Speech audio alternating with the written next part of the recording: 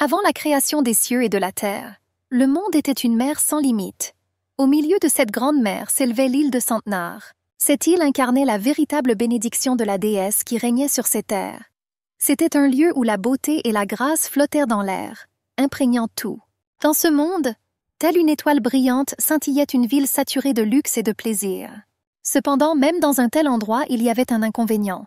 Une sorte de fosse à ordures où toute la saleté était déversée. Le bidonville de Kimora.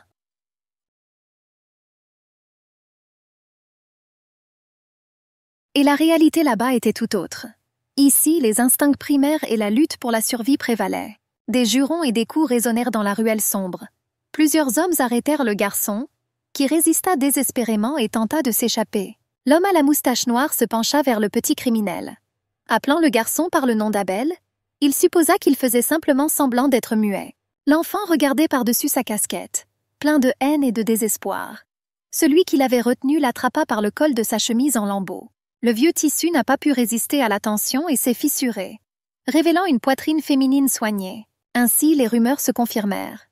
Le scélérat était une femme, plus précisément une jeune fille au corps très séduisant, mais au visage répugnant. Des regards obscènes se tournèrent immédiatement vers l'adolescent qui résistait désespérément. Le désespoir et la peur firent leur œuvre. Un fragment de bouteille au bord tranchant et mortel jaillit dans une main fine. D'une main, la jeune fille tenait le bord déchiré de sa chemise et, de l'autre, brandissait un tesson de bouteille. Désespérée, elle hurlait à ses agresseurs de s'enfuir. Une main rude lui serra violemment l'épaule. L'homme moustachu grogna au visage de la malheureuse, la traitant d'ingrate. Après tout, il avait fait preuve de bonté en la prenant sous sa garde. La faible enfant pouvait à peine subvenir à ses besoins en cirant ses chaussures pendant tout ce temps. De nouvelles insultes pleuvaient, accompagnées de coups au visage et de coups de menottes sur tout le corps. L'homme furieux lui siffla qu'il lui accordait 1 semaine de répit. Durant ce délai, elle devait rembourser sa protection en remboursant toutes ses dettes. Sinon, vous aurez affaire non pas à des chaussures et des poings, mais à des hommes impolis. Les jours suivants, la jeune fille se demandait désespérément où trouver de l'argent et quoi faire ensuite. Une seule idée lui venait à l'esprit, cirer des chaussures. Mais un tel métier ne rapporte pas grand-chose. Souvent, la cireuse de chaussures travaillait sur la Piazza San Salina. Après tout, on y rencontrait des clients fortunés. Ils pouvaient avoir pitié de vous et vous donner une pièce en plus de la somme payée. C'était le cas cette fois-ci. 2 jeunes hommes s'étaient assis sur un banc et discutaient avec animation. L'un d'eux tenait le journal du jour, Vestnik Centenaire. Celui qui tenait le journal se plaignait à son ami qu'il restait moins de 2 jours. Et il ne savait absolument pas quoi faire. Une fille déguisée en garçon cirait les chaussures chères d'un inconnu jusqu'à ce qu'elles brillent. Toutes ses pensées tournaient autour d'une seule chose, l'argent. Après tout, si elle ne règle pas ses comptes avec le saint patron des femmes de ménage, il n'y a qu'une seule issue. Elle sera envoyée dans un bordel. Un sort terrible. Mieux vaudrait mourir.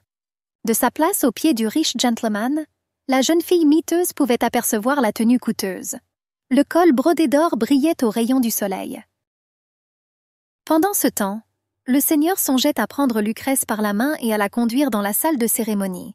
Cette seule pensée lui était insupportable. Soudain, le regard de la cireuse de chaussures se posa involontairement sur la une du journal que tenait l'homme. Sur la photo, c'était l'homme assis juste en face d'elle qui regardait. La brosse à chaussures a failli me glisser des mains sous le coup de la surprise. Mes yeux refusèrent d'en croire leurs yeux. L'homme n'était autre que César Bonaparte lui-même, l'étoile la plus brillante de la noblesse, et le héros d'innombrables scandales amoureux. On disait que César avait finalement rencontré son destin, qui s'est avérée être la plus jeune fille de la famille Della Valle, Lucrezia. L'attention du public fut attirée par cette union. La jeune fille choisit comme époux l'unique héritier de Bonaparte. Dans un passé lointain, ces 2 familles influentes ont conclu un contrat de mariage. Tout le beau monde félicita Lucrèce pour le fait que son amour non partagé de longue date avait finalement porté ses fruits. Le jeune homme froissa le journal avec force. Fou de rage, il accusa sa fiancée de mentir. Il savait d'avance qu'elle était une intrigante notoire. Personne ne prêta attention à la jeune fille habillée en homme.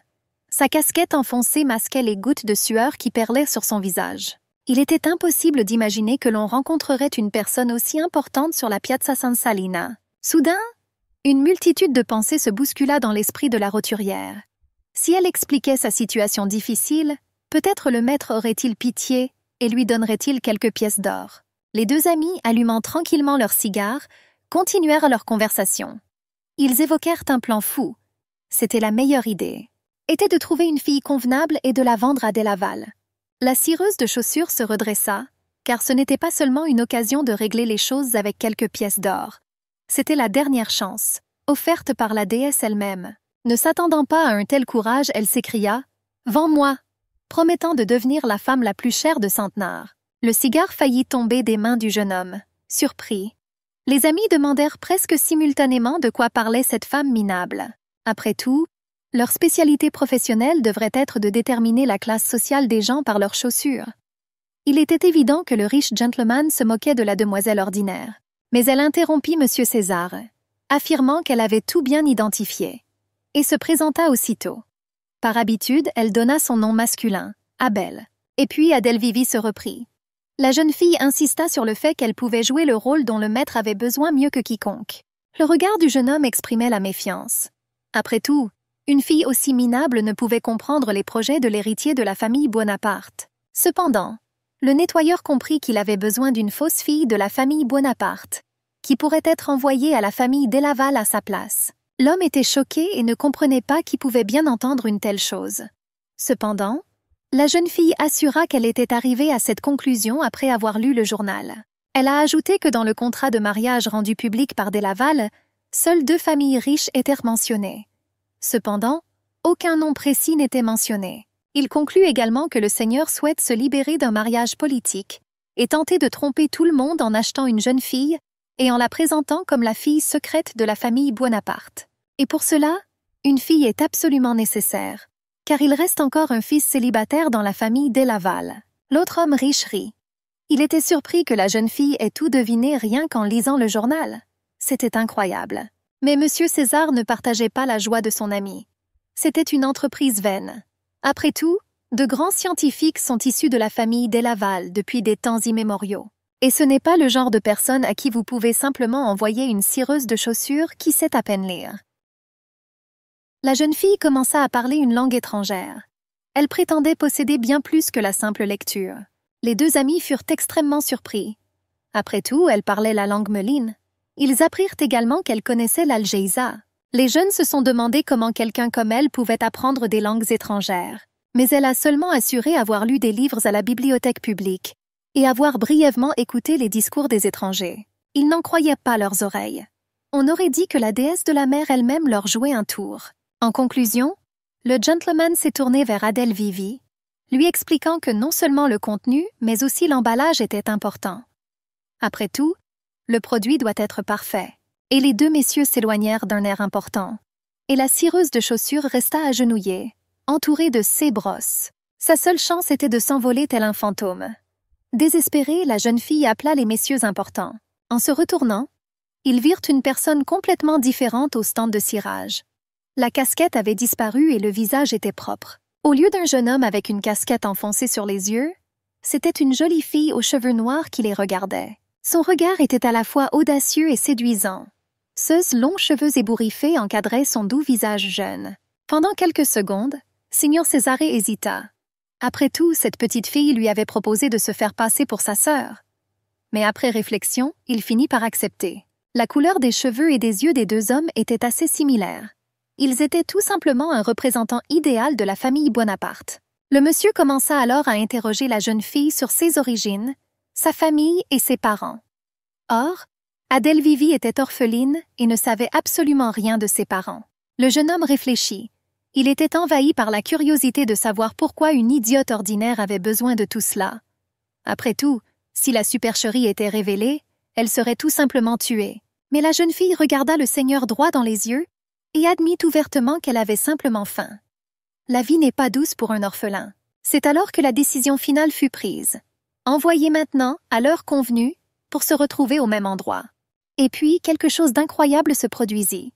Le débraillé poursuivit par une phrase de la pièce de Dante. Là où nous nous désirions. Il semblait qu'elle serait vraiment utile à la famille. Sans perdre de temps, une rencontre fut fixée pour le lendemain midi au domaine Bonaparte. Il a plu toute la nuit, comme si les éléments avaient décidé de rappeler aux citoyens ordinaires la dure vie dans les bidonvilles. Mais le bruit du tonnerre ne m'effrayait pas.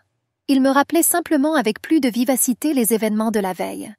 Je n'arrivais toujours pas à croire ce qui s'était passé. César Buonaparte lui-même accepta son offre. Le problème avec le patron des femmes de ménage se résolvait de lui-même.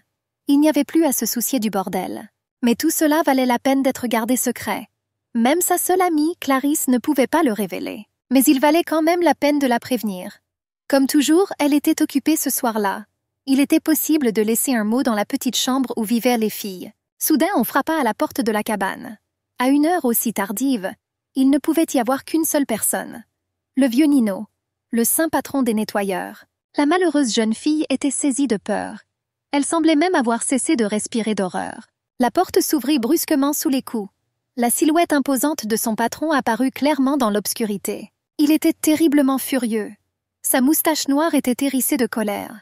Ce n'était pas pour rien qu'il était venu vérifier si le débiteur avait pris la fuite. Saisissant douloureusement la main de la jeune fille, il tenta de tirer l'orpheline hors de la petite pièce.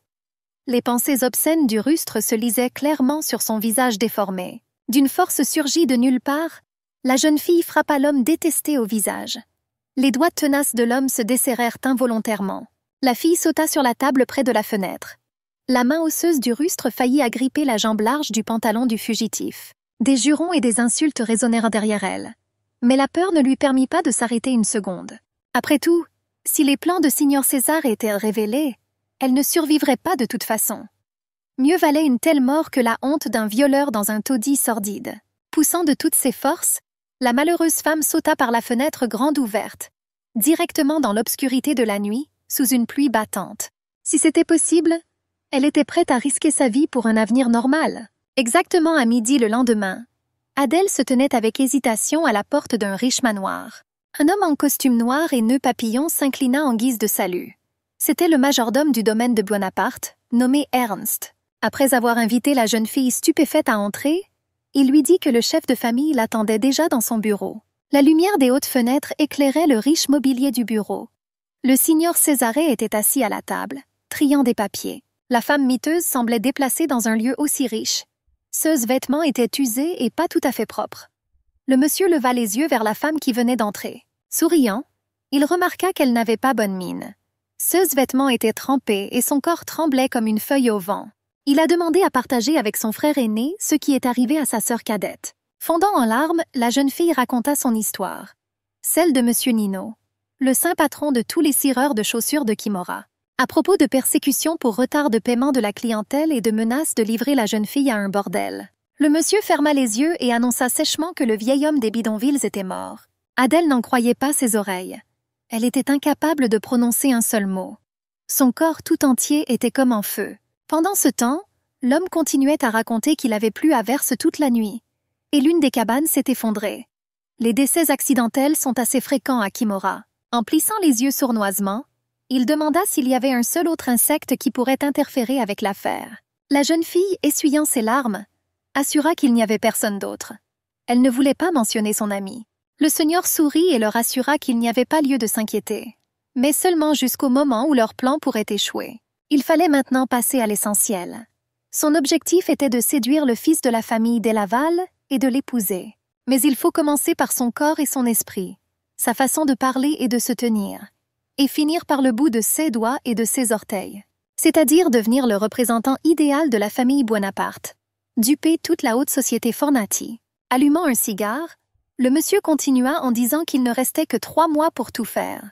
Mais si dans ce délai elle ne devient pas la femme qu'il reconnaît, le plan sera vain. Les larmes lui montèrent aux yeux et elle retint son souffle. Après tout, si le plan échouait, elle finirait à la poubelle après elle. César éteignit son cigare et demanda à la jeune fille si elle savait pourquoi le délai de 3 mois avait été fixé. Le roturier astucieux a suggéré que l'événement avait été planifié pour coïncider avec la date de la réception, en l'honneur de l'anniversaire de l'héritier de la famille César. Le monsieur fut de nouveau stupéfait. Cette jeune fille avait manifestement un talent pour démasquer ses plans, en se fiant uniquement aux articles de journaux. On avait le sentiment qu'elle en savait encore plus sur la famille de Signor Césare que le représentant de la famille Buonaparte lui-même.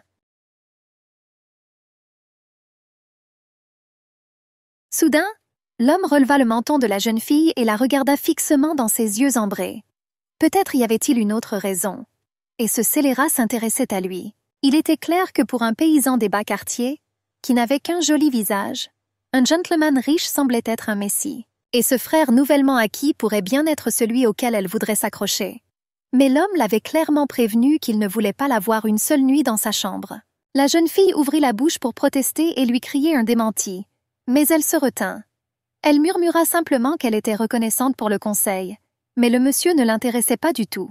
Et enhardie, elle ajouta qu'un homme aussi beau que lui était un peu fou. Le monsieur éclata de rire. Cette expression à la fois belle et maléfique lui allait si bien. Mais ensuite, sur le ton le plus sérieux, il a averti que de tels CA s'étaient déjà produits dans sa vie. Adèle assura à son maître qu'elle comprenait tout. Mais il la corrigea en lui disant qu'il était désormais le frère aîné. Et c'était exactement comme ça qu'il fallait l'appeler. Ayant du mal à prononcer le mot « frère », j'ai reçu en réponse un encourageant « sœur ». Assis dans un fauteuil moelleux, le nouveau frère continuait d'instruire sa parente. Elle s'appelait désormais Adélaïde Bonaparte. De 5 ans plus jeune que son frère, elle vivait depuis toujours à Capolo, quelque part à l'étranger, se considérant comme une roturière. Et soudain, pour une raison inconnue, elle a décidé de venir seule à Centenard. La jeune fille essayait de ne manquer aucun détail. Elle devait donc s'adapter à la situation. C'était l'idée. Mais il y avait un autre membre de la famille Buonaparte, la grand-mère de César. Eva Buonaparte occupait le poste élevé de présidente de la seigneurie, c'est-à-dire qu'elle était à la tête du Parlement. Sans le consentement de cette dame puissante, il était impossible de commencer le projet prévu. Mais l'homme assura qu'il était inutile d'impliquer Madame Eva dans cette affaire. Après tout, elle désirait des petits-enfants plus que tout au monde. Elle était prête à accueillir Lucrèce à bras ouverts. C'est pourquoi elle a soutenu ce mariage de tout son cœur. César alluma son cigare et demanda d'une voix douloureuse si la jeune fille avait posé toutes les questions. Après tout, la plus importante, celle concernant les parents du monsieur, n'avait pas été posée. Et pour un membre de la famille, il est important de connaître les moindres détails. Mais elle n'a pas posé de questions à ce sujet. La fille baissa les yeux, car il n'y avait pas une seule personne à Sant'Anna qui ne connaissait pas cette triste histoire. Il y avait des rumeurs selon lesquelles les parents de César étaient fous d'amour l'un pour l'autre. Le couple s'enfuit main dans la main, abandonnant leurs puissantes familles et leurs jeunes enfants. On n'eut plus de nouvelles d'eux. Tout cela s'est produit l'année où le jeune César avait à peine 9 ans. Il n'y avait rien à ajouter.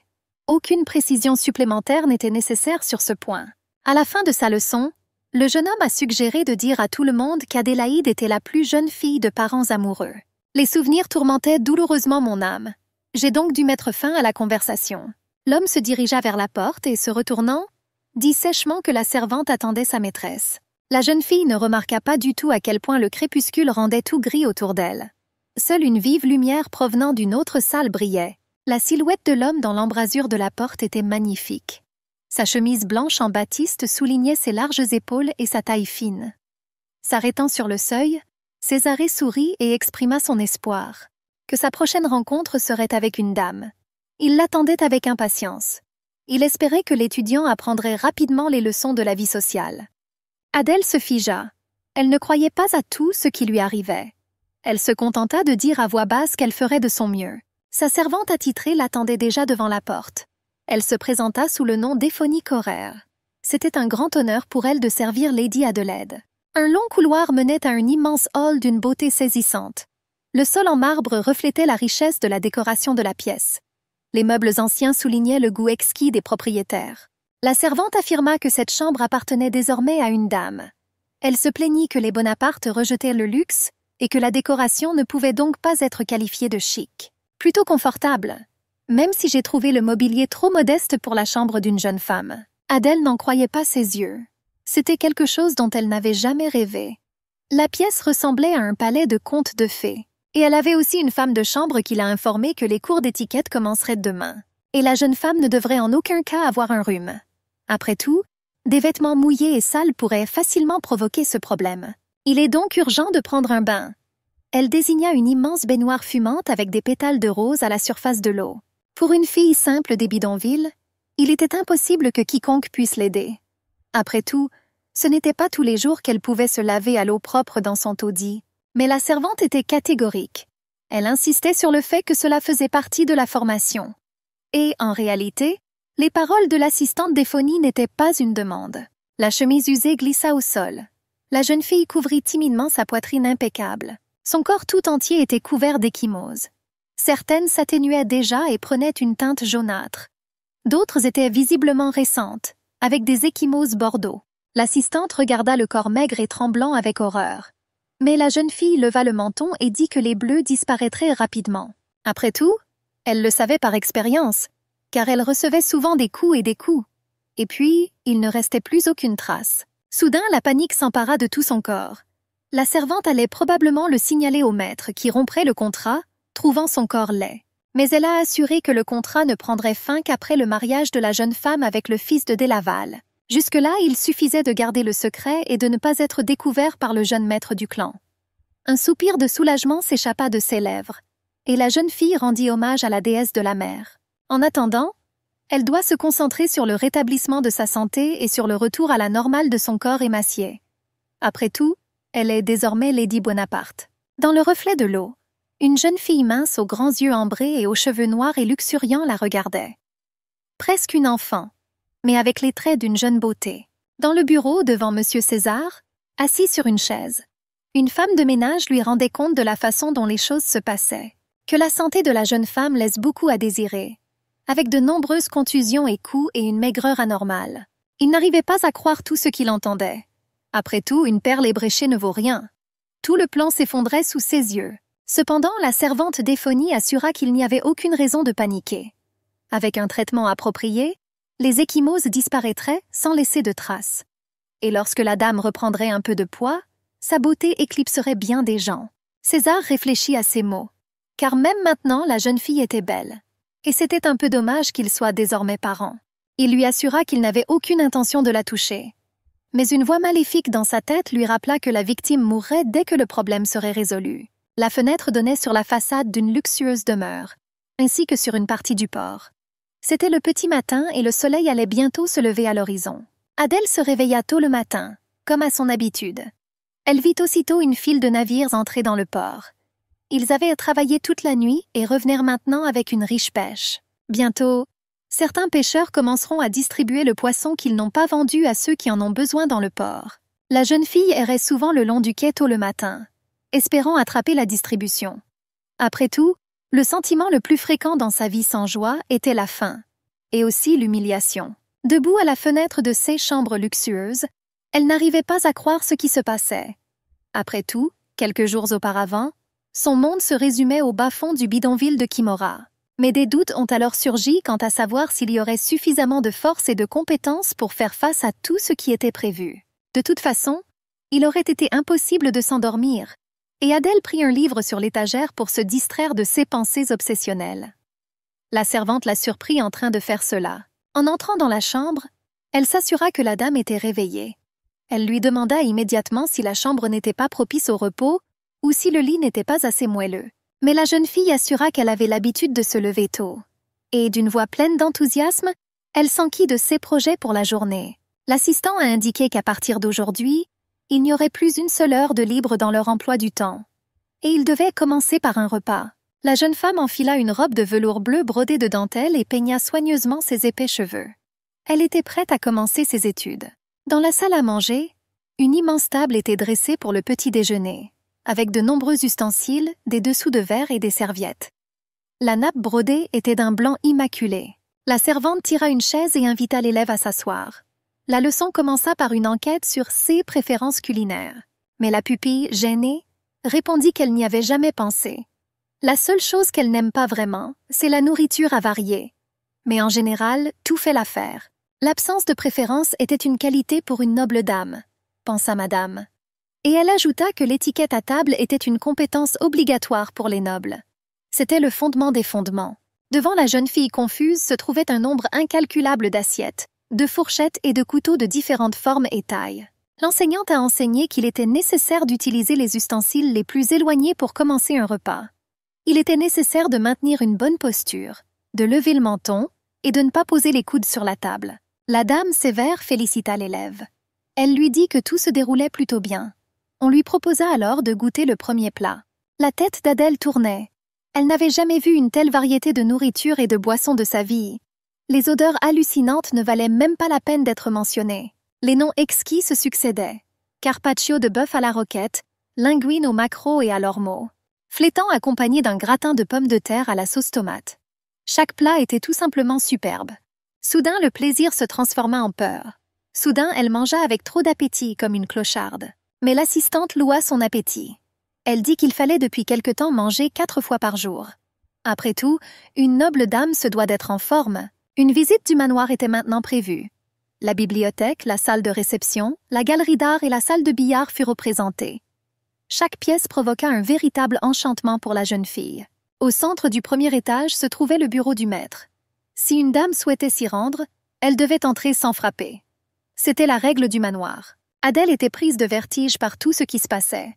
Cependant, elle se demandait s'il y avait lieu de se méfier. Eh bien, la servante décida de le signaler immédiatement.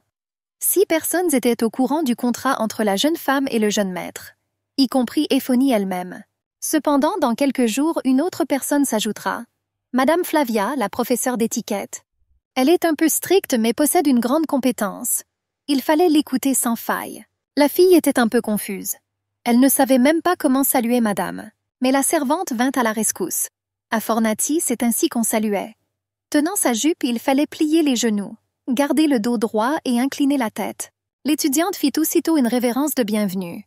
Ça se passa plutôt bien. Elle comprit tout sur le champ. Dans les appartements privés de la jeune femme, le crépuscule projetait une douce lumière bleue sur tout. L'atmosphère elle-même était propice à un sommeil réparateur. Regardant dans la chambre, l'enseignante souhaita bonne nuit à son élève. Elle lui répondit de la même manière, souhaitant la protection de la déesse de la mer. La jeune fille était seule dans son lit luxueux. Elle ne parvenait pas à calmer les pensées qui lui trottèrent dans la tête. Il y a quelques jours à peine, seuls les cris et le bruit accompagnaient Kimura. Aujourd'hui, un silence profond protégeait sa tranquillité. Il s'avère qu'il existait un monde si calme et si agréable, où l'on pouvait manger chaud et dormir en silence. Et pour certains, c'était banal. Quelqu'un l'appelait par son nom, hurlant à la jeune fille de s'enfuir. L'écume noire qui l'entourait semblait l'étouffer. La peur paralysait son corps. Adèle ouvrit les yeux. Les cris soudains la tirèrent de son sommeil. Il s'avéra que quelqu'un l'appelait bruyamment. C'était la bonne Éphonie. Son visage exprimait l'inquiétude et son apparence générale laissait présager un malheur. On l'appelait Madame Flavia. Elle arriva à l'improviste au manoir pour une visite. Le temps pressait. Il fallait absolument que quelque chose soit jeté par-dessus bord. La servante pressa la jeune fille endormie. Et en même temps, elle raconta à la hâte qui était la cause d'une telle agitation. Pendant plusieurs générations, la famille Buonaparte a été servie par des représentants de l'ancienne famille noble Laurent. Mais le nom de Flavia Laurendin était le plus connu dans les cercles sociaux. Elle était réputée pour être une véritable œuvre d'art, grâce à sa beauté et son élégance. On parlait aussi de l'obstination et de la rigueur excessive dans l'éducation des jeunes filles. C'est exactement ce que démontrait la dame d'âge moyen qui s'était précipitée dans la chambre. Elle portait un large chapeau et un tailleur au col strict. Une canne à pommeau brillait dans ses mains. D'une voix autoritaire, elle demanda quel genre d'apparence inappropriée avait la jeune femme sans vergogne. Adèle était gênée. Elle ne pouvait que marmonner quelques mots d'excuse. Mais son discours de justification fut immédiatement interrompu. Après tout, personne ne laissait parler cette fille effrontée. Ignorance totale des bonnes manières et des règles. La dame stricte était hors d'elle. C'était à cette fille qu'il fallait au moins apprendre quelque chose. La jeune fille se leva, tenant d'une main sa robe enfilée à la hâte. Elle avait la tête baissée. Ils ne la laissèrent rien dire. Mais l'aide arriva sous la forme d'un jeune homme qui apparut à la porte de la chambre. Il calma l'ardeur du professeur sévère d'une seule phrase. Si la jeune femme avait connu les bonnes manières, elle n'aurait pas eu besoin de l'aide d'un professionnel. L'homme croisa les bras. Il ajouta qu'il ne s'attendait pas à voir Madame Flavia arriver si tôt. Le visage de la nouvelle venue changea instantanément, la rendant méconnaissable. Retirant poliment son chapeau, Madame se dirigea vers Monsieur César. Elle essayait de dire quelque chose, mais il se contenta d'embrasser la chère invitée sur la joue, par ostentation. Elle essaya pourtant de s'éloigner. Le signor demanda aussitôt si Madame Flavia avait bien dormi pendant la nuit. Selon les règles de bonne manière, il était interdit d'exprimer ouvertement ses sentiments. L'enseignante essaya de lui bredouiller des réponses appropriées. Mais le professeur la trompa avec la phrase suivante. « Il m'a invité à prendre le petit déjeuner. » Puis il a remarqué que le programme des cours était planifié à la minute près. En même temps, il m'a souri avec charme. Les joues de Madame rosirent de gêne. Après tout, les techniques qui poussèrent les jeunes filles à donner leur cœur à Signor César avaient été démontrées. Le valet de chambre fit alors remarquer avec désinvolture que l'invité avait peut-être l'intention de prendre un bain. Dans ce cas, il fut contraint de partir. L'enseignante s'étrangla d'indignation. Ce monsieur n'aurait pas dû prononcer des paroles aussi inconsidérées. Après tout, cette femme impudente aurait pu les entendre et inventer des bêtises. Ces mots rendirent Adèle folle. Il serait bon de connaître la position de cette femme impudente elle-même. Et seulement alors, de raisonner. Le monsieur se leva pour défendre la jeune fille. Souriant, il lui assura qu'elle ne dirait rien, ce qui blessa légèrement l'ego masculin. La dame était furieuse. D'une voix forte, elle déclara que la jeune fille ne devait pas oser lever la tête. Ses yeux lançaient des étincelles et le talon de ses élégantes chaussures heurta le sol. En s'approchant, la dame impérieuse vit les vilaines traces d'échymose sur le corps de la jeune fille. À la lumière du soleil matinal, elles étaient particulièrement visibles, mais elle m'a assuré que les bleus disparaîtraient. Cela s'était déjà produit à maintes reprises. Il ne resterait aucune trace sur le corps. Le monsieur a sérieusement noté que ce malentendu ne constituerait pas un obstacle à un plan clairement élaboré. Mais Madame Flavia ne se calma pas. D'un ton dédaigneux, elle assura que cette canaille n'était pas faite pour ce poste. Après tout, on ignorait encore où une telle femme pouvait bien traîner. Elle a vendu son corps. Elle pourrait être battue, ce qui laisserait des cicatrices sur son corps. Les gens comme elle sont paresseux et dénués de sens profond. Même dans 100 ans, il est impossible de leur apprendre quoi que ce soit.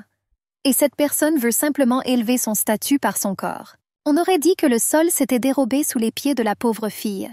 Les insultes et les griefs de tous ceux qui avaient un statut légèrement supérieur au sien lui revinrent à l'esprit.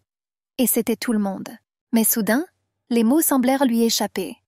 Elle s'excusa et dit qu'elle comprenait son incompétence, mais qu'elle ferait de son mieux pour enseigner. La dame se retourna et siffla au visage de la malheureuse. Quel que soit l'effort, il est impossible de cacher ses origines. On ne peut tromper ceux qui sont nés et ont grandi dans la haute société. Elle se demandait comment on pouvait acquérir de l'arrogance en végétant au bas de l'échelle. Mais la jeune fille insolente n'a pas abandonné. Certes, elle a grandi sans parents et n'a pas reçu une éducation décente. Cependant, son frère croyait qu'elle avait le pouvoir de s'en sortir et de tromper tout le monde. C'est pourquoi elle est là. Que madame parle donc personnellement à monsieur César, puisqu'elle croit qu'il s'est trompé dans ses jugements. C'étaient des mots très osés. Plus encore. Adèle, gênée, s'est immédiatement excusée. Cependant, la puissante dame ne parvint pas à maîtriser ses émotions déchaînées. Elle frappa le sol recouvert de miroirs avec sa canne et se mit à hurler des insultes. Césarée se tenait toujours sur le seuil, observant silencieusement ce qui se passait.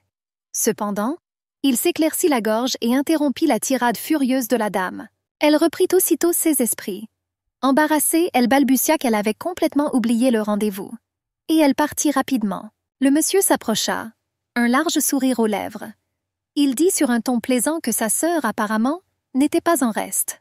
Les émotions m'ont submergée et mes pensées ont surgi à une vitesse incroyable. Après avoir remercié le monsieur pour son aide, j'ai immédiatement eu peur qu'il ne voie des bleus sur ma peau claire. Mais l'homme remarqua que Madame Flavia avait un caractère dur et que la jeune femme aurait dû se montrer plus douce. Tout se serait alors mieux déroulé. Adèle leva le menton. Essayait-il de lui dire qu'elle aurait dû faire semblant d'être pathétique? Cependant, l'homme fit remarquer avec cynisme qu'il était inutile de faire semblant.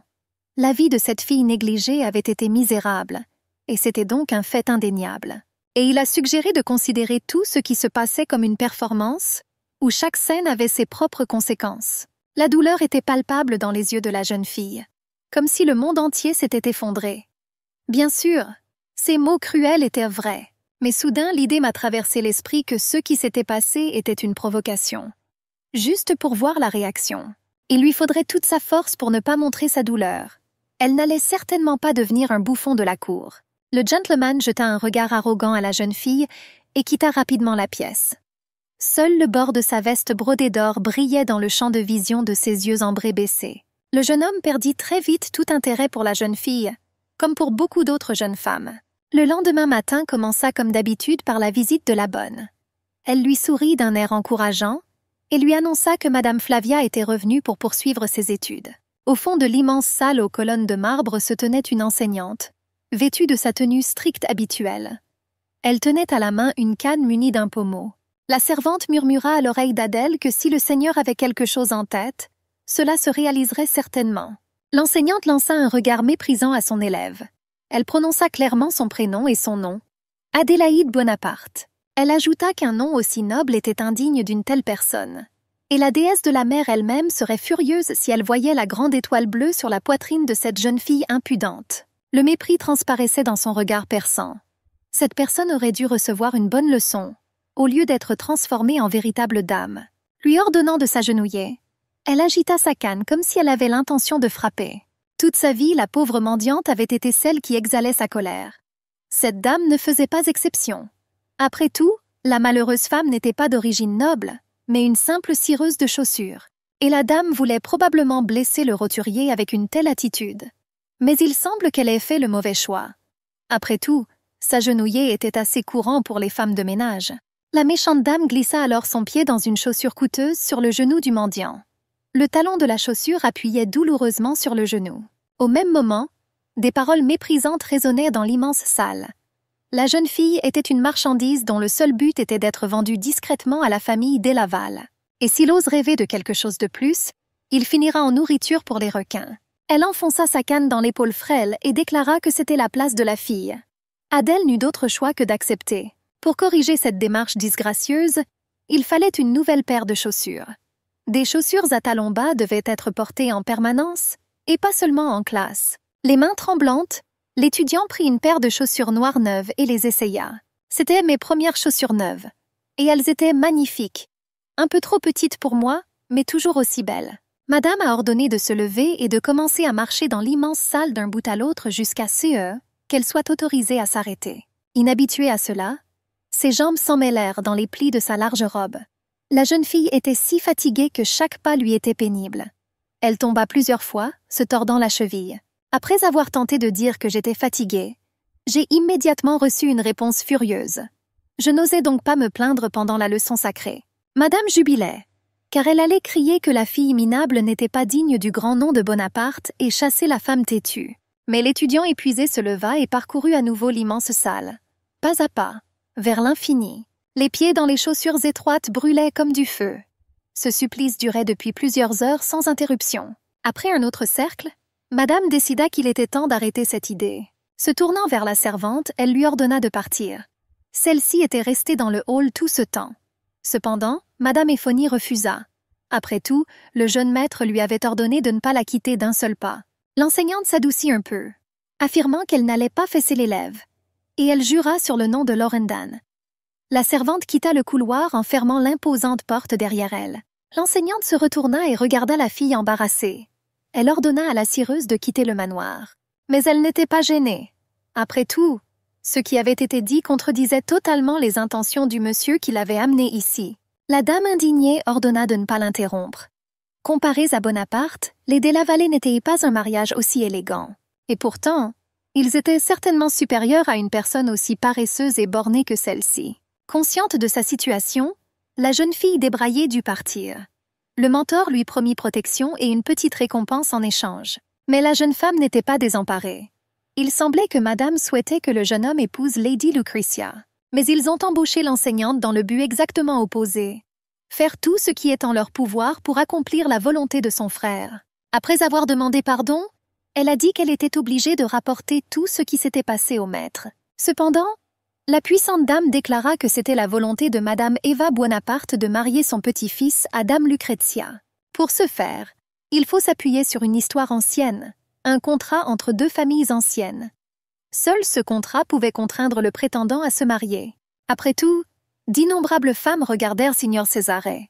Pourtant, il ne parvenait toujours pas à se poser, et il continuait à se comporter comme un petit enfant. Une lignée aussi noble pouvait donc bien s'éteindre sans laisser d'héritier. Et cela était impossible. Il n'y a donc aucune raison pour qu'une fille aussi mal fagotée s'implique dans la bataille des titans. Adèle tremblait de tous ses membres à cause de ce qu'elle entendait. Elle remercia Madame pour l'avertissement et dit qu'elle ne pouvait toujours pas exécuter son ordre. Mais elle devint furieuse, car elle avait mal interprété la réponse. Elle en conclut que cette femme impudente demandait simplement plus d'argent. La jeune fille avoua alors que son mobile n'était pas l'argent, mais la nourriture délicieuse qu'il y avait dans le manoir. Après tout, l'argent et l'avenir sont éphémères. Pour ceux qui sont constamment dans le besoin, l'avenir est comme un mirage, impossible à manger maintenant. La dame enragée cria que cette fille stupide avait perdu la tête pour une part de tarte.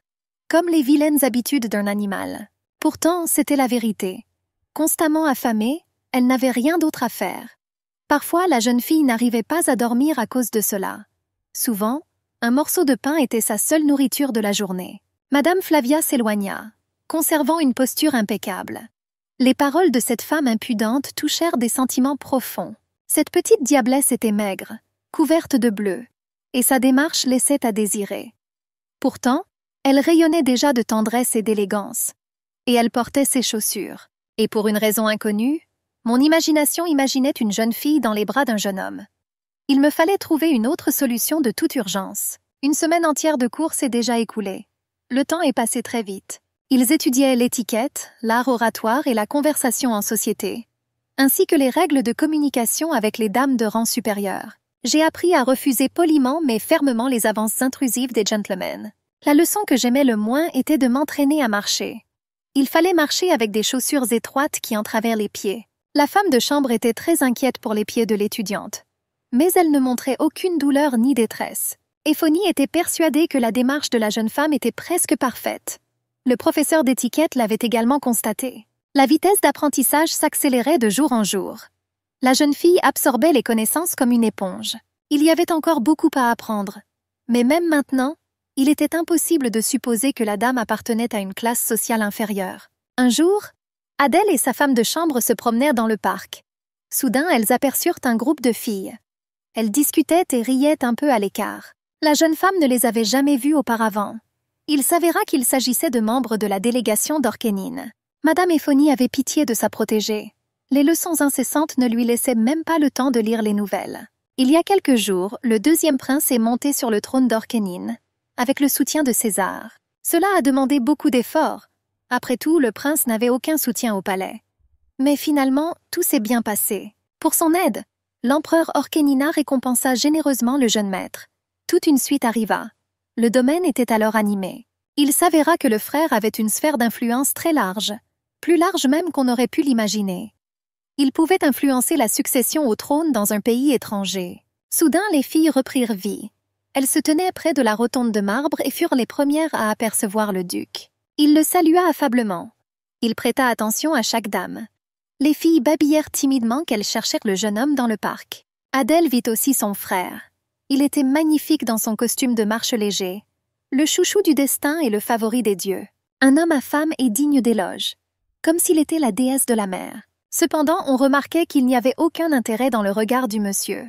Plutôt du vide. Son regard semblait transpercer les filles. La servante pressa son protégé. Il devait partir immédiatement.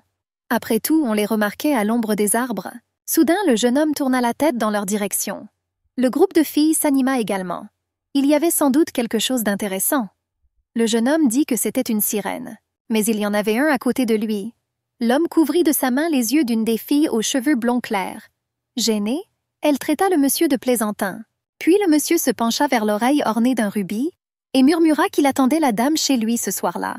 La blonde était gênée mais promit d'y réfléchir, à condition toutefois que le monsieur ait des intentions sérieuses à son égard.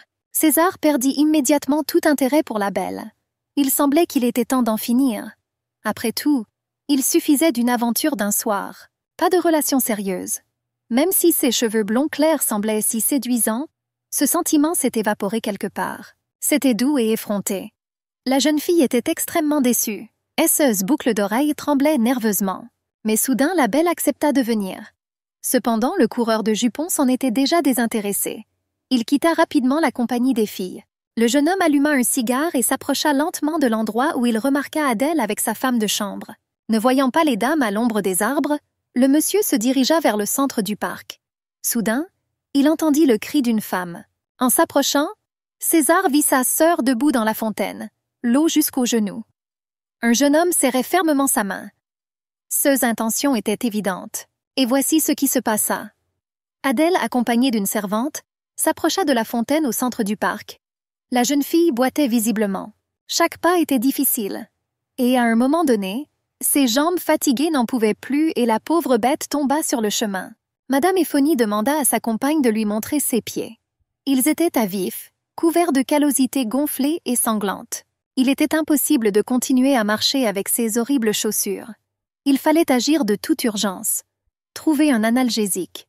La leçon d'aujourd'hui était, bien sûr, terminée. La servante lui conseilla de mettre ses pieds fatigués dans l'eau pour l'instant. Elle courut au manoir chercher de l'aide. La douleur s'est un peu atténuée grâce à l'eau fraîche. Bien sûr, c'était désagréable, mais rien comparé à la vie à Kimora. Soudain, des voix d'hommes se firent entendre quelque part à proximité. Ils discutaient du projet de fête de M. César. Adèle décida qu'ils étaient des nobles, et ils se dirigèrent droit vers la fontaine où la jeune fille était assise. Elle avait un besoin urgent de se cacher. La compagnie continuait de ruminer les rumeurs. Lucrezia avait disparu quelque part. Après tout, elle était censée devenir l'associée de César. Et M. Delaval ordonna à sa fille de ralentir. Adèle se cacha derrière l'immense sculpture au centre de la fontaine. Elle avait peur de respirer, de peur de se trahir. Il semblait que les jeunes étaient partis, mais soudain quelqu'un les appela derrière eux. Avec un sourire obscène, ils la saisirent par le bras. L'homme aux cheveux noirs, sans ménagement, tira la fillette. Elle tomba dans la fontaine, mouillant aussitôt tous ses vêtements. Quelqu'un de l'entreprise a dit que le gars en faisait trop. Mais il s'est contenté de sourire en coin, prétendant que la belle était tombée elle-même. Les hommes s'approchèrent. L'homme aux cheveux noirs pensa que la jeune fille ne ressemblait ni à une noble ni à une dame. Après tout, il ne se tiendrait pas dans la fontaine sans chaussures, mais les vêtements étaient trop chers pour une femme de ménage ou un ouvrier. Adèle garda le silence. Après tout, on aurait dit que le type était ivre. Il la prenait clairement pour une fille facile. Et il n'hésitait pas à l'insulter et à la menacer de la frapper. Les amis tentèrent d'arrêter le furieux. Après tout, ils se trouvaient dans la propriété de Bonaparte. Mais l'homme aux cheveux noirs assura que le maître n'avait aucun lien de parenté avec la servante. Il rit en disant que Bonaparte était bel et bien déjà roi. La jeune fille essaya de retirer sa main. Et d'une voix sévère, elle ordonna de la lâcher. Sa façon de parler ressemblait à celle d'une aristocrate. L'entreprise n'arrivait pas à identifier cette chose. Ils se sont demandé qui cela pouvait être. Soit une domestique, soit une prostituée qui s'est infiltrée dans une maison riche. Et il y a beaucoup de travail pour quelqu'un comme ça en ce moment. La belle se débattit. Alors celui qui la tenait cria fort.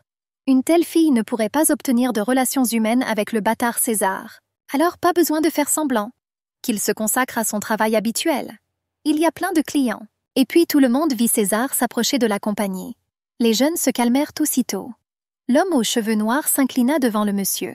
Le propriétaire du domaine reconnut immédiatement le tyran. C'était Henry Fetch, celui qui criait au sujet du bâtard de César. Mais il n'était pas question du maître. Le propriétaire poursuivit. Le chef de la famille Fetch sera informé de ce qui s'est passé, et il ne sera probablement pas ravi de cette histoire. Après tout, la famille Fetch a connu des difficultés financières et est venue plus d'une fois au domaine de Bonaparte. Tout cela pour gagner les faveurs de M. César et obtenir un prêt d'argent. Cette fois encore, il fit venir Madame dans ce but. Le tyran n'a pas supporté ses paroles. Il a failli attaquer Césarée. Il a crié qu'il avait dépassé les bornes. Mais le gentleman resta imperturbable. Traiter la sœur cadette de l'héritier de Bonaparte comme une prostituée, c'est franchir la ligne. Toute la compagnie resta figée sur place. Personne n'en croyait ses oreilles. La sœur cadette de César. Mais il était le seul enfant de la famille. César prononça le nom. Adélaïde Bonaparte, sa sœur cadette. Et il entra dans la fontaine, tendant la main à la jeune fille. Il ôta sa veste, confectionnée par les meilleurs artisans, et la jeta sur les épaules de la belle. Il demanda comment une telle histoire était arrivée. En quelques mots, la jeune fille raconta qu'elle se trempait simplement les pieds dans l'eau fraîche et appréciait le chant des oiseaux. Jusqu'à l'arrivée de ces trois-là, les garçons commencèrent à dire à leur tour que tout ce qui concernait la sœur était un mensonge. Tout le monde sait que César n'a ni frère ni sœur. Le gentilhomme regarda l'assemblée d'un air sévère. Il dit que maintenant, c'est le cas. Ceux parents s'aimaient encore. Et de toute façon, il n'est pas convenable que le Seigneur commence à s'expliquer. Les jeunes ne voulaient pas entrer en conflit avec un homme aussi influent. Ils commencèrent alors à bredouiller des excuses. Il est difficile de reconnaître une dame parmi une jeune fille assise dans une fontaine. Après tout, elle était assise pieds nus, les pieds blessés. Adèle, gênée, murmura des excuses. Après tout, elle craignait de déshonorer la famille Bonaparte et s'entraînait très dur. C'est pourquoi ses jambes souffraient. Et la jeune fille envoya la servante Éphonie au manoir pour demander de l'aide. Après tout, elle ne pouvait plus marcher seule. Et il était impossible de penser qu'une telle chose puisse arriver dans le domaine de Bonaparte. César se pencha et prit la jeune fille dans ses bras. Il lui murmura doucement à l'oreille qu'il n'y avait pas de honte à avoir et qu'elle ne devait pas en faire trop dans ses études. Mais Adèle craignait de devenir la risée de la haute société. Cela aurait jeté une ombre sur toute la famille Buonaparte. Le jeune homme lui toucha doucement le front du bout des lèvres. De telles conversations ne devraient pas avoir lieu entre parents aimants. La jeune fille fut interloquée. Elle n'avait jamais rien entendu de tel de sa vie, même pour plaisanter. Il était probablement habituel pour les aristocrates de se comporter ainsi avec leurs proches. Après tout, elle se faisait passer pour l'héritière d'une famille noble. Elle remercia donc son frère d'un baiser sur la joue, comme le voulait la coutume. César a joué le jeu avec sa sœur, réagissant également de manière appropriée. La compagnie reprit vie. On aurait dit qu'elle était bien la sœur de César. Elle se ressemblait même beaucoup, avec des yeux ambrés et des cheveux noirs et épais. Finalement, le jeune homme a décidé de mettre la compagnie dans l'embarras. Peut-être qu'ils voulaient s'amuser avec leur petite sœur. Ils racontaient qu'ils avaient tort. Ils essayaient d'arrêter le tyran Henri, et ils ignoraient que cette dame était la sœur cadette de César. Il s'est avéré qu'il était possible de se comporter ainsi avec n'importe quelle autre fille. Et encore une fois, il y a eu des excuses. Le jeune homme décida de mettre fin à la conversation. Il dit qu'il pardonnait aux impudents. Peut-être, lui aussi, pourrait-il accidentellement tourmenter une jeune femme, peut-être même une membre de sa famille. Et le monsieur espère être pardonné, car ce sera par ignorance. Les jeunes n'ont pas apprécié du tout, mais il n'y avait rien à faire. Le gentleman ne parvint jamais à remettre la jeune fille sur pied. Il la porta dans ses bras le long de l'allée du parc, et elle serra fermement sa large épaule. Plusieurs paires d'yeux féminins curieux observèrent la scène de loin. L'homme, tenant la jeune fille dans ses bras, s'approcha donc de l'entrée principale du manoir. Soudain, l'ambiance changea radicalement. Pourquoi faisait-il toutes ces bêtises? Adèle pensa que le gentleman était simplement fatigué. Elle aurait voulu descendre de ses bras puissants jusqu'au sol. Mais une douleur insupportable transperça ses pieds blessés. Et elle s'effondra au sol. Un véritable désastre ambulant. Le monsieur demanda où était la femme de ménage. La dame lui rappela qu'elle était allée chercher de l'aide. Peut-être pourrait-elle lui apporter un fauteuil roulant pour qu'il puisse se déplacer. Cela mit César en colère. Après tout, il n'avait pas embauché un infirme incapable de marcher.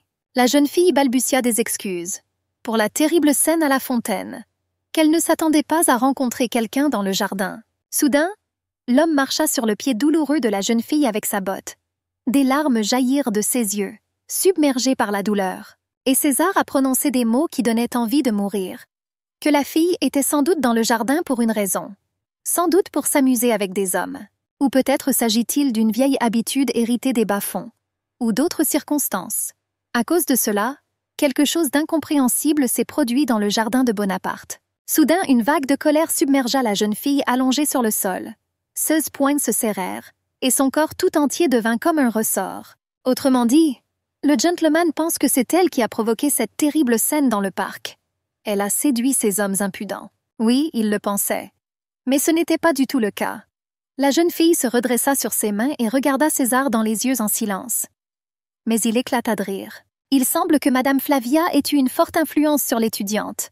Elle a tout simplement réprimé toute volonté de cette malheureuse jeune fille. Ne vous lancez pas dans des joutes verbales. Ne cherchez pas à obtenir les faveurs d'autrui et ne flirtez pas. Une femme a tant d'options à sa disposition. Mais cette personne pathétique n'est bonne qu'à supplier et à abandonner complètement sa fierté. C'est ce qu'elle a fait cette fois-là au parc. Elle a laissé faire, mais elle aurait pu se défendre. Bien sûr, ce monsieur a raison. Et elle n'a pas été assez prudente. Le sentiment du danger n'a pas fonctionné au moment le plus opportun. Le seigneur César se détourna et dit avec mépris que la jeune fille devait soigner les blessures et guérir les pieds, pour qu'il ne reste aucune trace. La servante Éphonie apparut par la porte ouverte. Le spectacle qui s'offrit à ses yeux était horrifiant. Après tout, elle était très inquiète pour sa protégée. Elle essaya de dire quelque chose au jeune homme, mais il était trop en colère, et il l'interrompit brusquement au milieu de sa phrase. Il a également insisté pour que les cours soient annulés pendant 3 jours. Et sans un mot de plus, il est parti. La servante regarda la jeune fille allongée par terre avec pitié. Elle comprenait combien il lui était difficile d'apprendre. César était assis à son bureau. Il alluma un cigare coûteux et tria les papiers sur la table. Devant lui se trouvait le portrait de la brute du parc. Henry Fetch, 2e fils de la famille sans droit d'héritage. Un homme sans aucune valeur. Et ce néant a commis de telles choses dans le jardin de Bonaparte. Il était urgent de tirer cette affaire au clair. Tout le plan a échoué. L'identité d'Adélaïde a été révélée. Il n'y avait donc aucune autre candidate pour jouer le rôle de sœur. Il fallait désormais transformer un simple cireur de chaussures en un véritable Bonaparte. À tout prix. Une image matinale dans le jardin m'est venue à l'esprit, clairement provocante. Ses cheveux somptueux dans l'eau, comme des algues émeraudes, une peau blanche comme le sel, des vêtements mouillés qui laissaient presque voir la poitrine. Ce salaud devait se souvenir du moindre détail. Il se souvenait aussi du tendre baiser de gratitude qu'il lui avait adressé pour l'avoir sauvé, et de ses grands yeux ambrés, qui semblaient scruter son âme.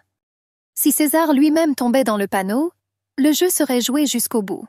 Ezra de la Vallée n'a qu'à voir une telle nymphe. On frappa à la porte du bureau. C'était Madame l'institutrice. Elle salua Monsieur Bonaparte et lui souhaita la protection de la déesse. Le monsieur voulait simplement parler de sa pupille. Les méthodes pédagogiques ne l'intéressaient pas du tout. Mais il ne devait pas être trop zélé. Madame s'excusa et voulut présenter ses arguments. Mais le monsieur interrompit sa tirade avant même qu'elle ne commence. Personne n'osa l'importuner. Madame Flavia n'eut d'autre choix que de quitter son bureau. Ces pensées occupèrent tout son trajet jusqu'à sa chambre. Cette cireuse de chaussures effrontées s'avéra être une personne hors du commun. Elle s'épuisait volontairement. Elle entraînait sa démarche jusqu'à épuiser tous ses pieds. Elle a ainsi donné une image négative du professeur, ce qui aurait pu nuire à ce monsieur. Pendant ce temps, dans le kiosque du parc, une autre histoire se déroulait. Des jeunes filles racontaient l'incident du matin. Il s'avéra que César avait une maîtresse, très probablement une roturière. Elle était assise pieds nus dans la fontaine, tôt le matin. Après tout, un gentleman ne s'engagerait pas avec une dame noble. Même si les goûts changent, la relation entre ces deux-là n'est pas des plus ordinaires. Et le séducteur était très gentil, beaucoup plus gentil que d'habitude. Il la porta dans l'aile centrale. Mais César ne laissait jamais entrer les filles. « Qui est cette femme effrontée ?» demanda la jeune fille rousse aux jolies longues boucles. « Dame Geneviève. » Elle était la plus animée à raconter les détails de ce qui s'était passé. Prétextant une santé fragile, elle s'empressa de quitter le groupe de filles et courut presque vers le manoir. Après tout, il était urgent d'informer Lucrèce de tout. À la lueur des bougies, une plume au motif sculpté scintillait sur le papier. Geneviève écrivait une lettre à son amie. On rapportait qu'un sombre nuage planait sur l'avenir de Lady Lucrezia. Aujourd'hui, on apprend que M. César a été surpris dans le parc avec une jeune fille dans les bras. Il l'a portée jusqu'à l'aile principale du manoir. On ignorait qui était la jeune fille qui avait attiré le monsieur.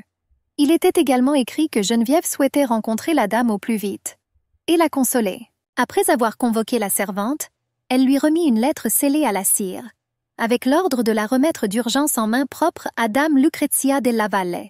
Dès que la lettre fut remise, Lucrèce se mit à la lire avec avidité. C'était une absurdité écrite par son ami. Monsieur César allait-il vraiment mettre sa fiancée à l'épreuve une fois de plus? Impossible. Et la lettre vola droit dans les flammes de la cheminée. La nouvelle se répandit rapidement dans le domaine. Tous ne parlaient que d'une seule chose. Monsieur César cachait sa bien-aimée dans l'aile principale.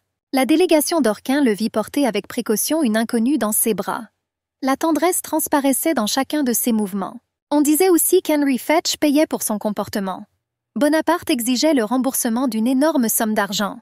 Sa famille aurait investi dans l'entreprise familiale Fetch. Et bien sûr, tout le monde se demandait qui était la fille dont le célèbre coureur de jupons César et Bonaparte était tombé amoureux. C'en était trop. Madame Flavia était furieuse. Les rumeurs concernant cette fille sans vergogne lui étaient parvenues. L'honneur de la famille Bonaparte risquait d'être terni. Il était nécessaire de se débarrasser au plus vite de ce roturier insidieux et impudent. Avec un cri menaçant, l'enseignante ouvrit les portes de la chambre de son élève et entra rapidement dans la pièce. Elle se leva aussitôt et salua madame, s'enquit poliment de sa santé et souhaita la bénédiction de la déesse. L'enseignante, furieuse, n'en croyait pas ses yeux. Après tout, seulement 3 jours s'étaient écoulés depuis leur dernier cours. Et la fille était visiblement devenue plus jolie. Les joues creuses commencèrent à s'arrondir.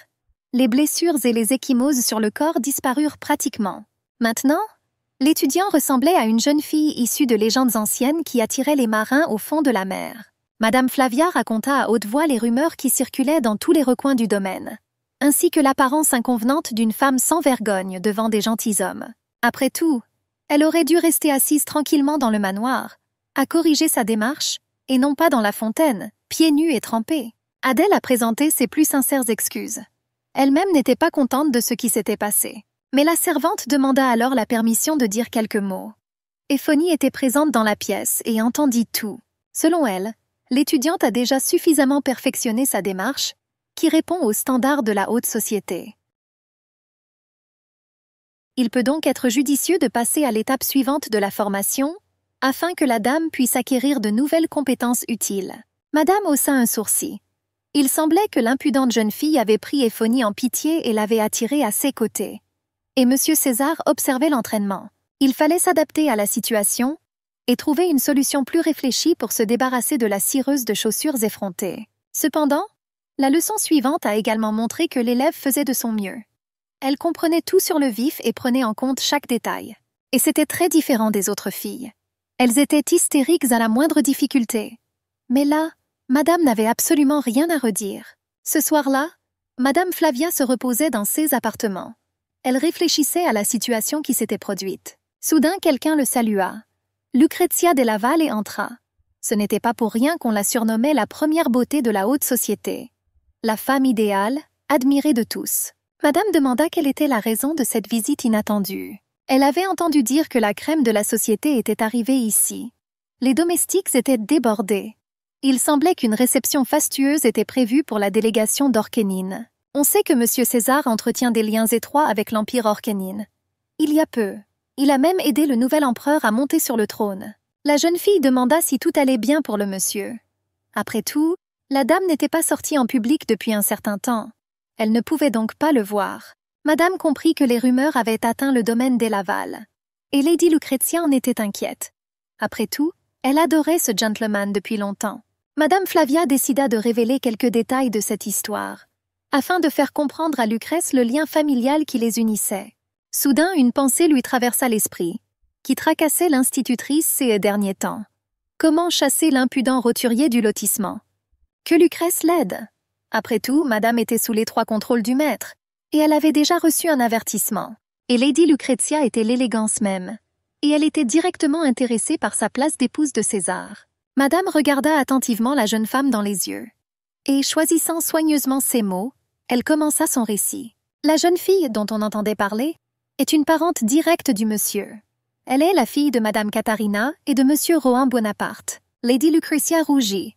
Il s'avéra qu'elle s'était lourdement trompée sur toute l'histoire. Cependant, Madame Flavia a clarifié certains détails.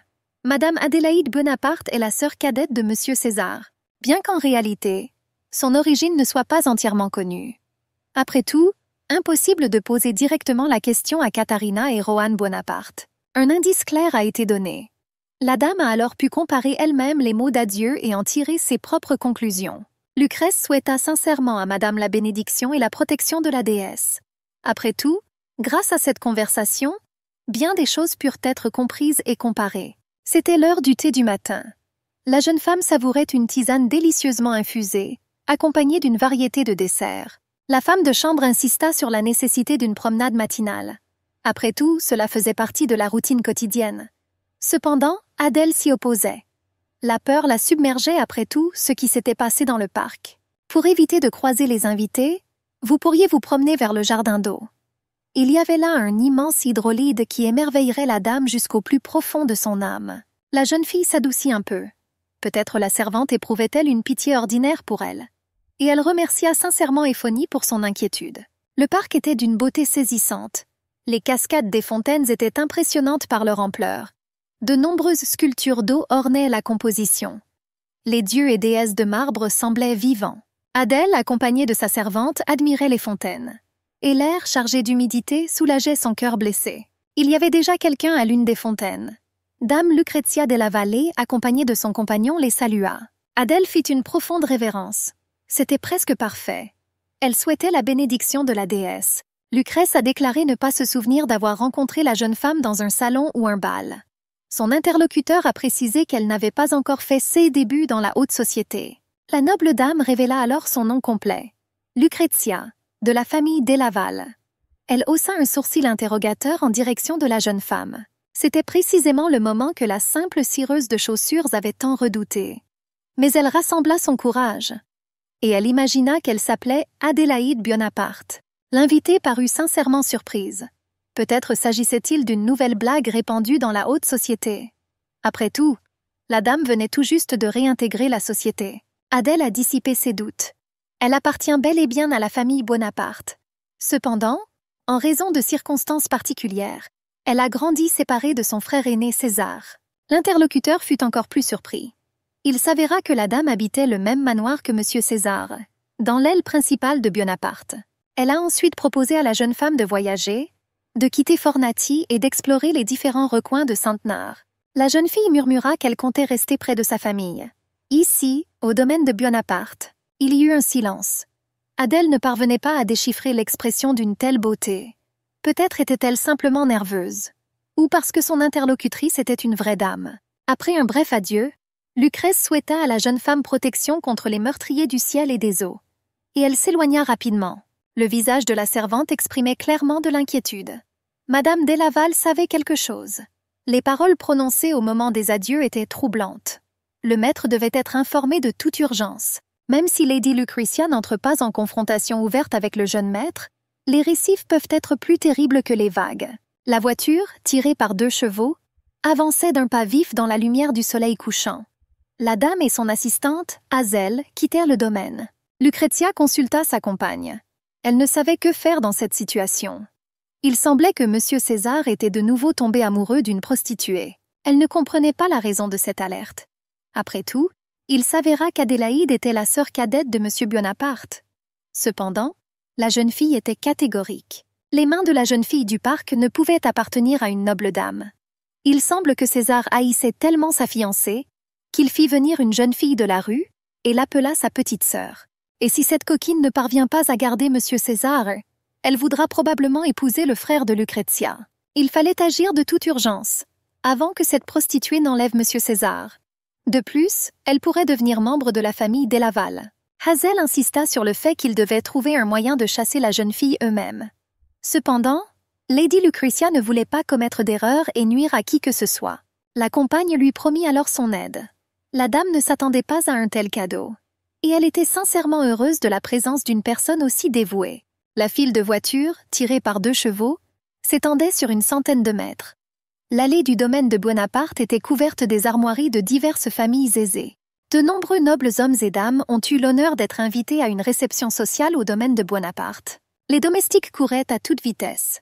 De temps à autre, on entendait les ordres du majordome concernant la décoration des tapisseries et la composition florale. Adèle observait la cérémonie depuis les escaliers. L'atmosphère nerveuse de la réception à venir affectait tout le monde. Quelque temps plus tard, elle décida de parler à M. César. Et elle se dirigea résolument vers son bureau. Elle frappa doucement à la porte. Mais elle se souvint alors de la règle interdisant de frapper à la porte du bureau du propriétaire. Légèrement gênée, la jeune fille ouvrit la porte. Elle vit 2 jeunes hommes. Son frère était assis à la table. Derrière lui se tenait un inconnu aux cheveux roux. Il arrêta de trier les papiers et dit au monsieur qu'il avait un visiteur. César leva la tête et demanda avec un sourire comment allait Adélaïde. Ses blessures aux pieds étaient-elles guéries? La jeune fille était gênée, mais le remercia de son inquiétude. Elle lui dit que tout allait mieux. Les blessures et les ampoules étaient presque guéries. Avec un sourire cynique, le monsieur dit qu'il ne s'inquiétait pas du tout pour sa sœur. Mais elle ne fit que saluer la politesse. Césarée haussa un sourcil de surprise et demanda pourquoi la jeune fille était venue dans son bureau. La jeune femme rassembla son courage et sourit. Elle demanda à être présente à la réception du jour. César ne s'attendait pas à ce que sa sœur soit si gentille. Le jeune homme debout à côté de lui ne comprenait pas qui était cette dame. Elle était entrée dans le bureau sans autorisation et posait de telles questions à cet homme. Le monsieur présenta ensuite sa jeune sœur, Adélaïde. En guise de réponse, il présenta la secrétaire personnelle de M. César, Gigi Manfredi. Ce type aux cheveux roux était très souriant. Il ajouta qu'il était également directeur adjoint de la société Stellone, l'entreprise de César et Bonaparte. Le jeune homme fut frappé par la beauté d'Adèle, comme si une nymphe marine avait surgi des profondeurs de la mer. Mais il n'en laissa rien paraître et continua à parler affaires avec le gentleman. La jeune fille y réfléchit. Elle se connaissait depuis plusieurs jours. Cependant, il semblait que, depuis, plusieurs couches de leur âme délicate avaient déjà été coupées. Mais la jeune fille décida d'oublier ce jour malheureux, celui où le monsieur avait marché sur son pied blessé et prononcé des paroles terribles. Césarée demanda soudain à sa sœur si elle avait vu Lucretia. On prétendait que la jeune femme avait reçu un avertissement. La bonne Éphonie en savait bien plus sur les bavardages que la cireuse de chaussures dans la rue. Une fois la réception terminée, le maître assigne une brachier à la sœur. Cette servante accompagne les dames nobles jusqu'à l'âge de 18 ans lorsqu'elles quittent la maison. La conversation fut terminée et la jeune fille, gênée, quitta le bureau. Par son apparence et ses manières, elle était déjà presque une dame élégante. Cependant, le dialogue se poursuivit entre les deux hommes. L'assistant rappela que le brachier n'arriverait que dans 2 jours. Cela signifie que la jeune femme sera seule pendant la réception, à laquelle Lucrezia sera également présente. Le gentilhomme y réfléchit. Après tout, rien de mal ne pouvait arriver dans le domaine de Bonaparte. Il ordonna cependant à Manfredi de préparer une galère et de faire en sorte que le navire soit le plus vieux possible. L'assistant était extrêmement mécontent du travail et des soucis qui pesaient sur lui. Cependant, il n'osait rien exprimer à voix haute. De temps à autre, dans les salles somptueusement décorées, des conversations mondaines avaient lieu. Flavia Loredan était également arrivée à la réception. Il s'avéra que M. César l'avait de nouveau convoqué. Bien que Loredan ait depuis longtemps perdu la confiance de M. Bonaparte, peut-être avait-il l'intention de ramener Madame sur le piédestal de la haute société. La famille Loredan perdit temporairement sa position. Cependant, Madame l'institutrice décida de rester proche de Bonaparte pour améliorer sa situation. La voix de Lucrèce la tira de ses pensées. Elle entama une conversation informelle, expliquant que tout au bal était de la plus haute volée. Après tout, cette réception avait été organisée par Bonaparte lui-même. Le mobilier et la décoration raffinée sont choisis avec goût. Monsieur César possède incontestablement un sens raffiné de la beauté. Puis Lucrèce se mit à murmurer.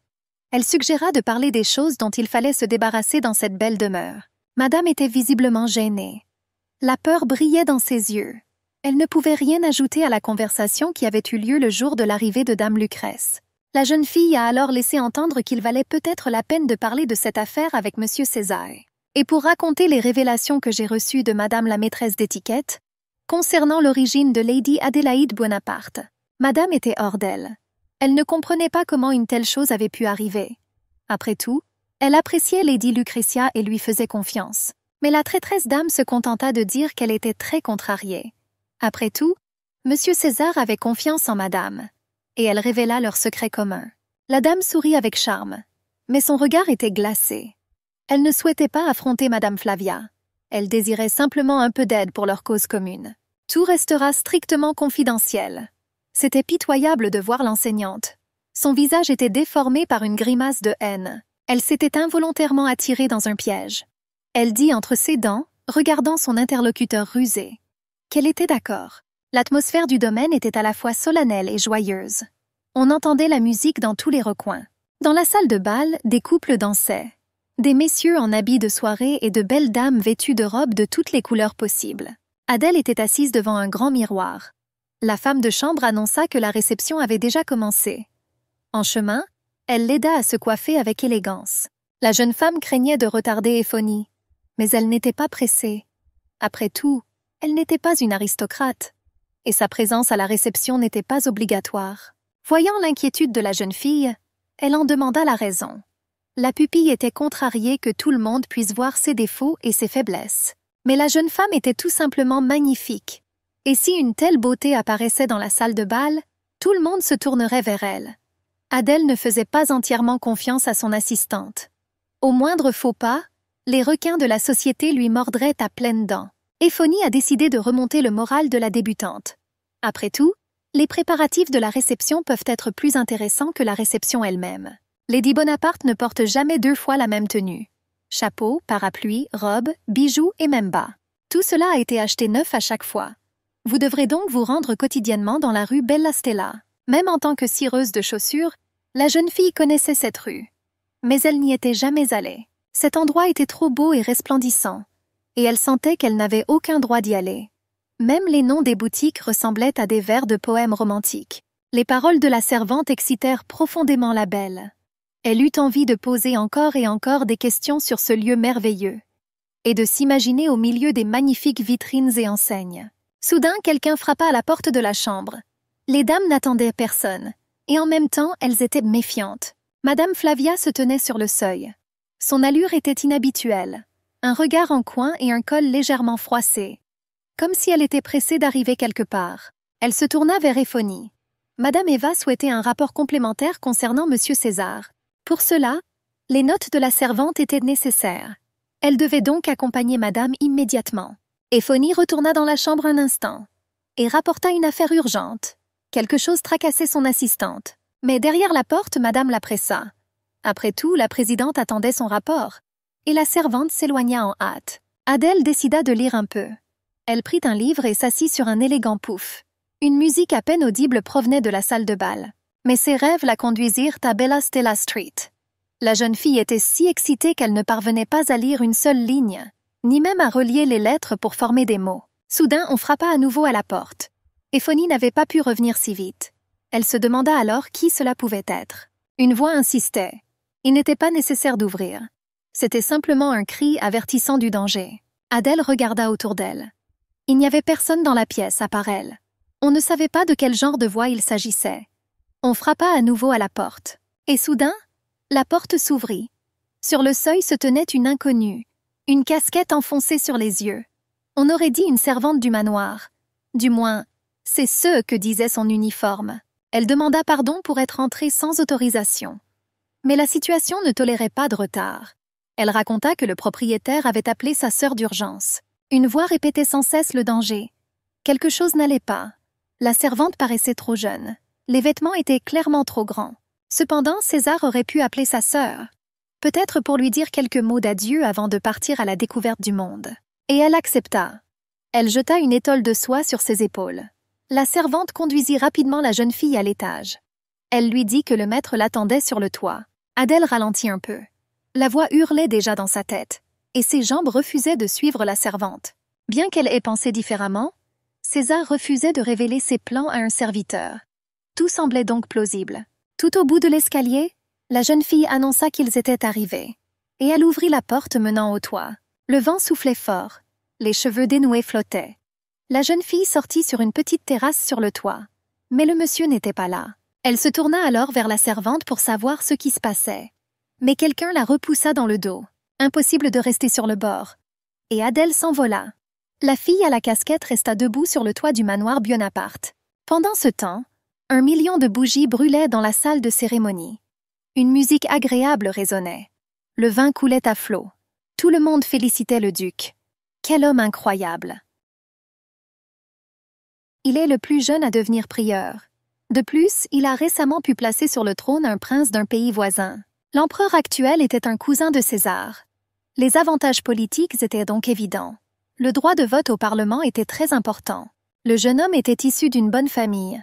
Beau, doté d'un excellent sens des affaires et d'un instinct politique. Un chouchou de la fortune. Tout le monde se demandait qui ce bel homme allait épouser. Lucrezia della Valle, semble-t-il, va bientôt lui passer la bague au doigt. César, lassé du bruit, décida de fumer un cigare sur le balcon. Ça lui permettrait de s'éloigner un moment de ses regards et de ses murmures. L'or de son uniforme scintillait au clair de lune. Enfin, il pouvait se taire. Soudain, mon regard tomba sur une inscription à peine visible sur la voûte du balcon. Quelqu'un l'avait écrite au fusain sur la voûte claire. Il n'y avait que 2 lettres. K.R. Catherine et Rohan Bonaparte, les parents de César. Les jours de bal, ils dansaient toujours ensemble. Et le petit César était assis sur le fauteuil le plus luxueux de la salle de bal. On lui tendait des biscuits. Il pourrait alors être dans leur monde pendant quelques heures, où il n'appartiendrait qu'à l'autre, et personne ne pourrait les arrêter. La voix de son ami le tira de ses agréables souvenirs. Il ouvrit la fenêtre et cria à César que toutes les dames l'attendaient. Le jeune homme portait une exquise étole de soie sur les épaules. César rit. Jude était venu à la réception qu'il avait donnée avec un châle ridicule. L'ami commença à faire l'idiot. Il dit qu'il vaquait à ses occupations, et le châle tomba tout seul sur ses épaules. Il tomba du ciel. Un heureux hasard peut créer le destin. Lorsque César se débarrassera de Lucrezia, il offrira son cœur à une femme qui lui correspond. Peut-être que ce châle décidera du destin du jeune homme. Un objet choisi au hasard changera sa vie future. Le maître de maison ne resta pas silencieux. Il s'avéra impossible de choisir une autre épouse à cause de Lucrèce. Il craignait qu'elle ne détruise l'élu. Soudain, le jeune homme vit un monogramme brodé exquis sur le bout de l'écharpe. KB Katharina Bonaparte. Cet objet appartenait à sa mère. Et maintenant Adèle l'utilise. Mais comment ce châle a-t-il pu tomber du ciel? Il était urgent de demander à Jude où et quand il avait récupéré la cape en soie. Et voilà ce qui s'est passé sur le toit. Quand quelqu'un a poussé Adèle à l'arrière, elle a vacillé et est tombée. Mais miraculeusement, elle réussit à s'accrocher à l'avant-toit. Elle s'accrochait au bord avec seulement ses doigts. Mais maintenant, elle voyait clairement qui l'avait poussée. C'était la petite servante. Et la dame se souvint immédiatement d'elle. C'est la compagne qui accompagnait Lady Lucretia. Et il semble que ce soit elle qui ait incité sa compagne à faire cela. La servante se tenait tout au bord, et la dame était pendue à l'avant-toit. Et il n'y avait personne à proximité pour l'aider. Alors Adèle commença à lui demander sa main. Elle insista sur le fait que toute la responsabilité de ce qui s'était passé retomberait sur Lucrèce, et non sur la servante, et que Lady de Laval ne laissera en vie personne au courant de cette affaire. Elle le tuera pour que personne ne connaisse la vérité. La servante ne s'attendait visiblement pas à cela. Elle ne pensait pas aux conséquences de ses actes. Mais ses paroles semblèrent vraies. Cependant, soit la peur, soit l'amour pour sa maîtresse l'emporta. La servante écrasa le poignet d'Adèle avec son talon. Qu'elle meure. Et la fille s'envola. Dans l'obscurité de la nuit, dans les griffes osseuses de la mort elle-même, directement au balcon en saillie, là où M. César fumait son cigare, le plus jeune prieur, le chef de la famille Bonaparte, bénéficiant de la bénédiction des dieux. Il s'est retrouvé allongé sur le sol du balcon, écrasé par sa sœur qui était tombée sur lui. Elle semblait aller bien. Aucune blessure n'était visible sur son corps. Des larmes coulaient de ses grands yeux ambrés. La jeune fille s'accrocha à la poitrine du jeune homme, comme si elle avait peur de le lâcher. Mais elle se retira brusquement lorsqu'il le remarqua. Elle a dit qu'une fille vêtue de l'uniforme d'une servante du manoir s'était jetée du toit. Elle a dit que le maître avait appelé sa sœur.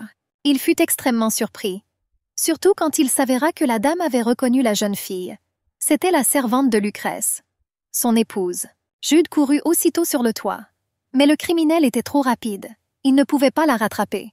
Il cria cela à César depuis le toit. Naturellement, la jeune fille avait déjà disparu à ce moment-là.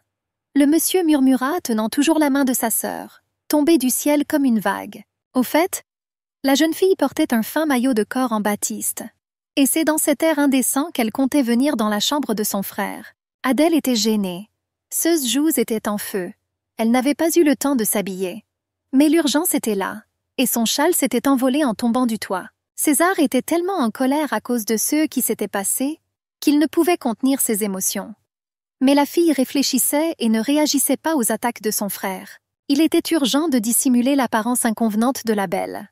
César retira sa veste et la jeta sur ses fines épaules. Il était évident que chaque mouvement faisait mal au jeune homme. Le monsieur gémit et se saisit le flanc. Des traces de sang étaient clairement visibles sur sa chemise. La sœur faillit s'étouffer en voyant cela. Elle se pencha pour examiner la blessure. Elle lui demanda avec compassion comment il se sentait. Le frère sourit malgré la douleur. La cireuse avait elle-même traversé une période difficile ces derniers jours.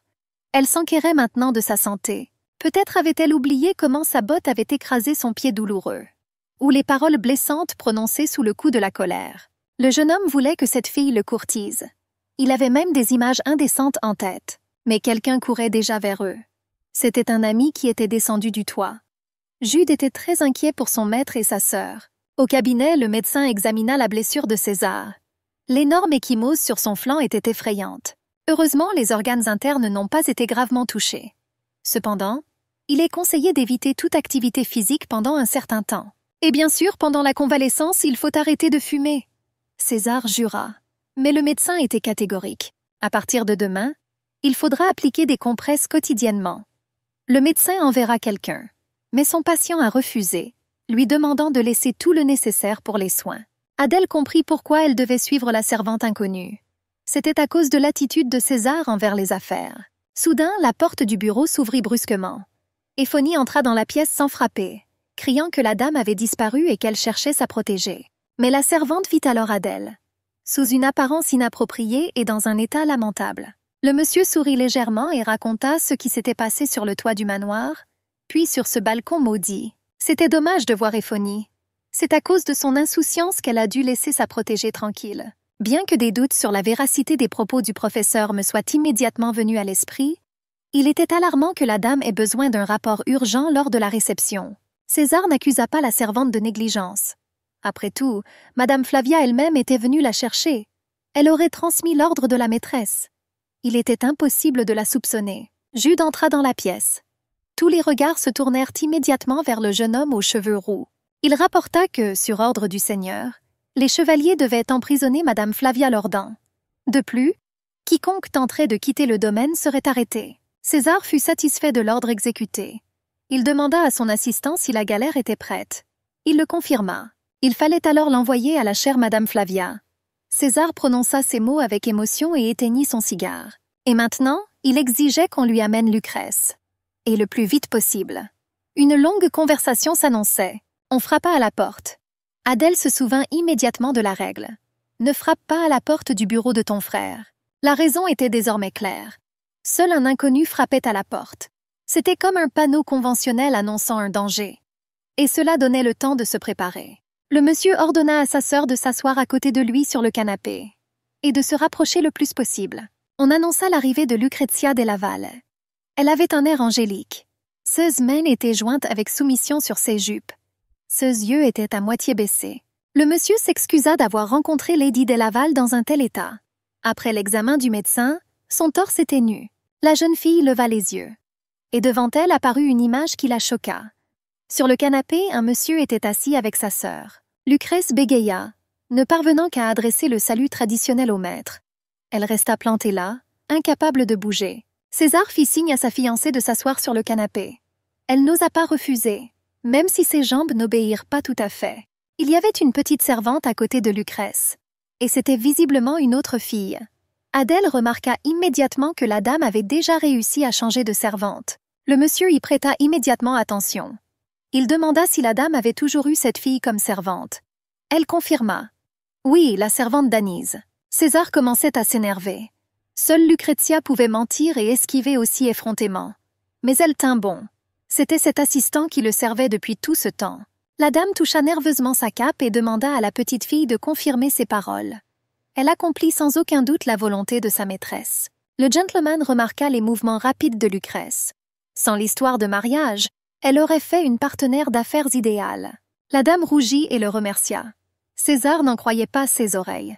Elle fit comme si de rien n'était. On aurait dit que cette personne avait déjà oublié la récente tentative de meurtre, et toutes ses pensées étaient focalisées sur le jeune maître. Comme si elle avait perdu la tête. Finalement, Lucrezia remarqua l'apparition de M. César, et la blessure sur son flanc. Il semblait avoir beaucoup souffert. César se tourna lentement vers Adèle. Ses yeux ambrés rencontrèrent ceux d'une femme. Il a dit qu'il devait rattraper une sirène tombée du ciel. C'est pour ça qu'il s'est blessé. Mais maintenant, tout va bien. Lady de Laval ne savait que dire. La situation avait clairement dégénéré. Mais elle reprit aussitôt ses esprits. Elle sourit gentiment de son plus charmant sourire et proposa de l'aider à prendre soin du jeune maître. Le gentilhomme refusa les services. Cyniquement, il déclara que Lady Lucrezia n'était pas coupable de ce qui s'était passé et que, par conséquent, cela ne valait pas la peine de la charger. De plus, sa petite sœur est toujours là et sait parfaitement prendre soin de son frère. Le rusé intrigant avait réponse à tout. Il est impossible pour une vieille fille de partager la même chambre qu'un gentleman et de le courtiser. Il y aura des ragots dans la société. Mais César était catégorique. C'était sa sœur cadette, et elle avait le droit d'être dans cette maison où elle le souhaitait. Il regarda Adèle et ajouta sournoisement « C'est même dommage de donner une telle beauté au frère aîné de Delaval. » Puis il lança un regard sévère à Lucrèce. Cette fois, il promit de ne pas la lier à ceux qui s'étaient passés. Mais il n'y aura pas de seconde fois. Et si la dame a autre chose en tête, il n'y aura aucune pitié. La procédure passera alors au niveau interclanique. Des larmes coulaient des yeux de Lucrèce. Son apparence pitoyable n'inspirait aucune pitié. Elle ne provoquait que du dégoût. Pendant ce temps, l'enseignant se trouvait dans la salle sous la surveillance de gardes armés. Elle ne doutait pas que le plan de Lucrezia avait échoué. Et l'ombre pesait désormais également sur Madame Flavia. Soudain, la porte latérale s'ouvrit légèrement. Un homme vêtu d'un manteau sombre apparut par l'étroite ouverture. Sa capuche était descendue.